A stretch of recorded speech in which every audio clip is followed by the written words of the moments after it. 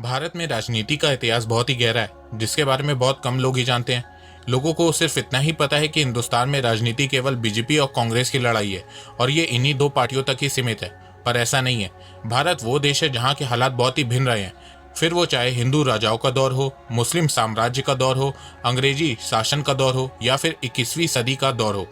1947 में आज़ादी के बाद भारत में सिर्फ एक मेन पार्टी हुआ करती थी और वो थी इंडियन नेशनल कांग्रेस। फिर धीरे धीरे समय बीतता गया और नई नई पार्टियां बनने लगी और धीरे धीरे भारत की राजनीति में भी बदलाव आने लगा। आजकल आप लोग liberal, leftist, socialist, nationalist, conservative, fascist, communist, left wing, right wing, ये सब शब्द कुछ ज़्यादा ही सुन रहे होंगे और सोच रहे होंगे कि आखिर ये सब शब्द है क्या, इसका मतलब क्या है।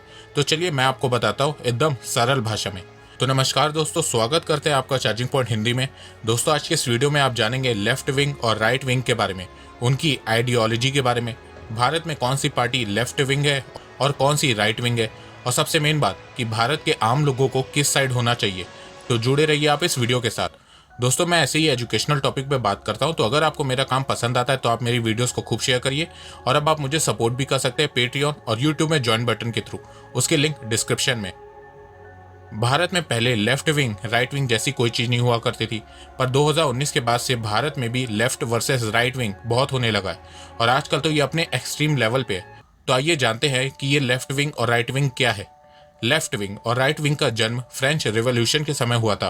फ्रेंच रेवोल्यूशन के बाद फ्रांस की संसद में दो अलग ग्रुप बने, जिनको लेफ्ट विंग वामपंथी और राइट विंग दक्षिणपंथी कहा गया। वामपंथियों को सांसद में बाई तरफ लेफ्ट साइड और दक्षिण पंथियों को दाई तरफ राइट साइड बैठाया गया और फिर यहीं से दोनों विचारधाराएं दुनिया भर में फैल गई। फ्रेंच रेवोल्यूशन के समय लेफ्ट विंग आइडियोलॉजी वामपंथी विचारधारा की बात करें तो इस आइडियोलॉजी का असली मतलब था समाज में पिछड़े लोगों को बराबरी पर लाना। ये विचारधारा धर्म, जाति, वर्ण, समुदाय, राष्ट्र और सीमा को नहीं मानती। इसका वास्तविक कार्य है पिछड़ते लोगों को एक साथ लाना। अब जानते हैं कि क्या मतलब है दक्षिणपंथी राइट विंग विचारधारा का। ये विचारधारा वामपंथ के ठीक विपरीत है, जो विश्वास करती है धर्म में, राष्ट्र में और अपने धर्म से जुड़े रीति रिवाजों में। इनकी खासियत ये है कि ये समाज की परंपरा, अपनी भाषा, अर्थव्यवस्था और धार्मिक पहचान को बढ़ाने की चेष्टा करते हैं। राइट विंग की ये धारणा है कि प्राकृतिक नियमों के साथ खिलवाड़ नहीं किया जाना चाहिए और समाज को आधुनिकता, मॉडर्निटी के अलावा अपने पुराने रिवाजों को साथ लेकर भी चलना चाहिए। ये आइडियोलॉजी दोनों लेफ्ट विंग और राइट विंग की फ्रेंच रेवोल्यूशन के समय हुआ करती थी। उस समय सिर्फ सेंटर, लेफ्ट विंग और राइट विंग हुआ करता था, पर जैसे जैसे समय बीतने लगा वैसे वैसे इसमें बहुत बदलाव देखने को मिला है। 21वीं सदी की बात करें तो अगर आज कोई सेंटर से थोड़ा लेफ्ट विंग सोच रखता है, या फिर आप कह सकते हैं कि फ्रेंच रेवोल्यूशन के समय की लेफ्ट विंग की आइडियोलॉजी रखता है, उसे सेंटर लेफ्ट कहते हैं। पर अगर वो एक्सट्रीम लेफ्ट सोच रखता है तो उसे फार लेफ्ट या एक्सट्रीम लेफ्ट कहेंगे, और अगर उससे भी ज्यादा एक्सट्रीम लेफ्ट सोच रखता है तो उसे कम्युनिज्म कहेंगे, जैसे कि चाइना में। और अगर उससे भी ज्यादा एक्सट्रीम लेफ्ट सोच रखता है तो उसे तानाशाही कहेंगे, जैसे कि नॉर्थ कोरिया में। राइट विंग की बात करें तो जब कोई सेंटर से थोड़ा राइट विंग सोच रखता है, या फिर आप कह सकते हैं कि फ्रेंच रेवोल्यूशन के समय की राइट विंग की आइडियोलॉजी रखता है, उसे सेंटर राइट कहा जाता है। पर अगर वो एक्सट्रीम राइट सोच रखता है तो उसे फार राइट या एक्सट्रीम राइट कहेंगे, और अगर वो उससे भी ज्यादा एक्सट्रीम सोच रखता है तो उसे फैसिज्म कहेंगे, जैसे कि हिटलर का जर्मनी हुआ करता था। वैसे इस चीज को पॉलिटिकल स्पेक्ट्रम बोला जाता है। हर देश में ये देखने को मिलता है। पॉलिटिकल एनालिस्ट के द्वारा माना गया है कि जो देश सेंटर लेफ्ट से सेंटर राइट के बीच आता है, उन देशों में डेमोक्रेसी होती है। बाकी जिन देशों में आइडियोलॉजी एक्सट्रीम लेफ्ट या राइट में रहती है, वहां डेमोक्रेसी नहीं होती है। जिस तरीके से समय बीतने के साथ साथ पॉलिटिकल स्पेक्ट्रम में चेंजेस हुए हैं, उसी तरह लेफ्ट विंग और राइट विंग की आइडियोलॉजीज में भी बहुत चेंजेस देखने को मिले। जैसे कि आप इस फिगर में देख सकते हैं कि लेफ्ट और राइट विंग की पॉलिसीज डिफरेंट पैरामीटर में एक दूसरे से बिल्कुल अपोजिट है। लेफ्ट विंग वाले इक्वालिटी ऑफ आउटकम को मानते हैं, तो वही right wing equality of opportunities पे विश्वास करते हैं। इकोनॉमिक पॉलिसी लेफ्ट विंग की नेशनलाइज होती है। लेफ्ट विंग पार्टी इकोनॉमी अपने हिसाब से चलाना चाहती है। उनका मानना है कि देश की सरकार को इकोनॉमी चलानी चाहिए, इन्वेस्टमेंट से लेके प्लानिंग तक सब सरकार के हाथ में होना चाहिए। वहीं राइट विंग इसके बिल्कुल अपोजिट है। Right wing capitalism, economic freedom को सपोर्ट करती है। राइट विंग वालों का मानना है कि देश की इकोनॉमी में गवर्नमेंट का लिमिटेड रोल होना चाहिए, रूल्स एंड रेगुलेशन को कम करना चाहिए, देश की प्राइवेट कंपनीज को सपोर्ट करना चाहिए, जिससे देश की इकोनॉमी ज्यादा तेजी से बढ़ सके।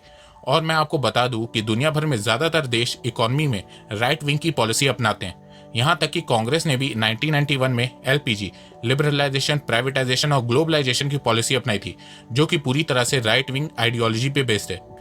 सोसाइटी पॉलिसी की बात करें तो लेफ्ट विंग की पॉलिसी प्रोग्रेसिव होती है। ये सेम सेक्स मैरिज, अबॉर्शन को लीगल बनाना चाहते हैं, इमिग्रेशन को ये फुल सपोर्ट करते हैं। वही राइट विंग ट्रेडिशनल और मॉरल वैल्यूज पे चलते हैं। ये सेम सेक्स मैरिज, अबॉर्शन के खिलाफ होते हैं और ये इमिग्रेशन को बिल्कुल सपोर्ट नहीं करते हैं। इनका मानना ये रहता है कि इमिग्रेशन से सिर्फ देश में प्रॉब्लम बढ़ती है। सोसाइटी पॉलिसीज में बहुत से देश लेफ्ट और राइट विंग दोनों की पॉलिसी अपनाते हैं, जैसे कि सेम सेक्स मैरिज बहुत से देशों में अब लीगल है, पर अबॉर्शन अभी बहुत से देशों में लीगल नहीं है। इमिग्रेशन को बहुत से देश सपोर्ट करते हैं तो बहुत से देश इसके खिलाफ है। क्राइम पॉलिसीज की बात करें तो लेफ्ट विंग डेथ पेनल्टीज के खिलाफ रहती है, वहीं राइट विंग डेथ पेनल्टी को सपोर्ट करती है। उनका मानना है कि क्राइम करने वालों को स्ट्रिक्ट पनिशमेंट मिलना चाहिए। ज्यादातर देश इसमें राइट विंग पॉलिसी अपनाते हैं। कल्चर पॉलिसी की बात करें तो लेफ्ट विंग इसको बैटल ग्राउंड समझती है। वो हमेशा कल्चर को लेकर लोगों को टारगेट करते हैं, जैसे कि आजकल भारत में लेफ्टिस्ट संघी भक्त बोल के हिंदू कल्चर का मजाक बनाते हैं। लेफ्ट विंग कल्चर के थ्रू डिवीजन फैलाते हैं, जैसे कि अभी कुछ महीनों पहले अमेरिका में ब्लैक लिव्स मैटर को लेफ्ट विंग वालों ने मुद्दा बना दिया था। शुरुआत में लेफ्ट विंग ये सब नहीं करते थे, पर आजकल ये सब देखने को मिल रहा है। वहीं दूसरी तरफ राइट विंग कल्चर को डिफेंड करते हैं। वो अपने कल्चर से जुड़े रहते हैं, धर्म से जुड़े रहते हैं, रीति रिवाजों से जुड़े रहते हैं। रिलीजन पॉलिसी की बात करें तो लेफ्ट विंग का मानना है कि रिलीजन और स्टेट को सेपरेट होना चाहिए। लेफ्ट विंग वालों का मानना है कि देश की व्यवस्था में किसी भी तरीके का रिलीजन इंटरवेंशन नहीं होना चाहिए।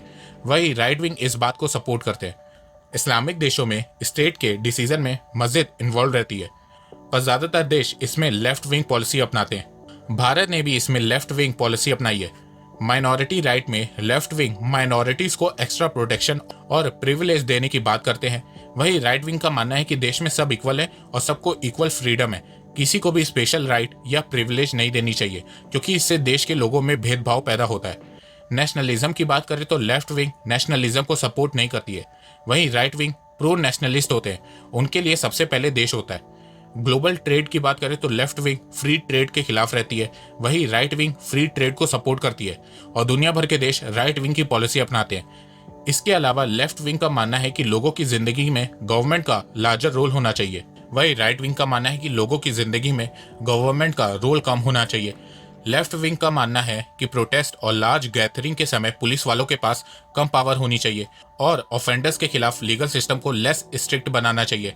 वहीं राइट विंग का मानना है कि प्रोटेस्ट और लार्ज गैदरिंग के समय पुलिस वालों के पास ज्यादा पावर होनी चाहिए, जिससे प्रोटेस्ट वायलेंस में चेंज ना हो सके। ऑफेंडर्स के खिलाफ लीगल सिस्टम को स्ट्रिक्ट करना चाहिए और ऑफेंडर्स को पनिश करना चाहिए। अब बात करते हैं कि कौन सी पॉलिटिकल पार्टी लेफ्ट विंग की है और कौन सी राइट विंग की है। लेफ्ट विंग पॉलिटिकल पार्टी में कांग्रेस सेंटर लेफ्ट पार्टी है, आम आदमी पार्टी फार लेफ्ट पार्टी है, communist party CPI, CPIM, TMC है। ग्लोबल लेवल पे बात करें तो यूएसए की डेमोक्रेटिक पार्टी जो जो बाइडेन वाली पार्टी है वो लेफ्ट विंग है। राइट विंग की बात करें तो बीजेपी सेंटर राइट पार्टी है, Shiv Sena RSS far right party है। वैसे मैं आपको बता दूं कि सिर्फ Hindu political party right wing नहीं है, एआईएमआईएम फार राइट पार्टी है।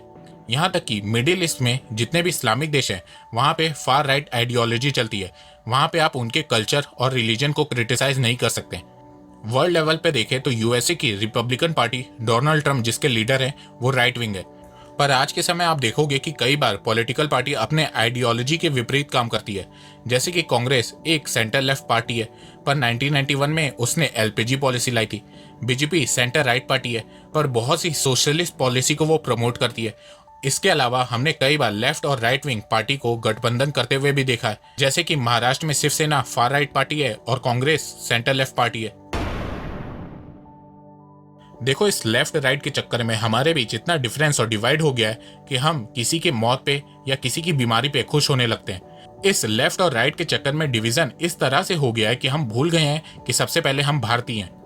देखो, लेफ्ट और राइट दोनों सही है जब तक वो एक्सट्रीम ना हो, पर हमारे देश में प्रॉब्लम ये है कि ये चीज हमारे लिए नहीं है, तो लोगों को पता ही नहीं चलता है कि कब वो एक्सट्रीम लेफ्ट या एक्सट्रीम राइट व्यूज देने लगते हैं। तो सबसे बेहतर है कि आप सेंटर में रहें, क्योंकि सेंटर में आप पॉजिटिव और नेगेटिव दोनों चीज देख पाओगे। किसी भी एक साइड में अगर आप जाओगे तो अपोजिट साइड आपको गलत ही लगेगी, चाहे वो कितनी भी सही क्यों ना हो। और आजकल ये देखने को भी मिल रहा है, भारत में राइट विंग पार्टी है तो लेफ्ट विंग हर अच्छी चीज को भी गलत बताते हैं, मिसलीड करते हैं और लोग उनकी बातों में आ जाते हैं। मैं हमेशा ये कहता हूँ कि कोई भी पॉलिटिकल पार्टी पूरी तरह से सही या गलत नहीं होती है, सब में कुछ ना कुछ खामियां होती हैं। तो जो खामियां बताता है वो एंटी नेशनल या चमचा नहीं होता, और जो खूबियां बताता है वो संघी भक्त आरएसएस बीजेपी का एजेंट नहीं होता। तो अपनी सोच को सेंटर में रखने की कोशिश करो, ये आपके लिए भी बेहतर होगा। तो दोस्तों, मुझे लगता है कि अब आपको सब समझ में आ गया होगा। तो अगर आपको ये वीडियो पसंद आए तो आप इस वीडियो को लाइक कीजिए, वीडियो को खूब शेयर करिए और चैनल को सब्सक्राइब करना बिल्कुल भी मत भूलिए। मैं ऐसे ही एजुकेशनल वीडियोस लाता रहूंगा आप लोगों के लिए। तो अभी तक के लिए बस इतना ही। धन्यवाद। जय हिंद, जय भारत।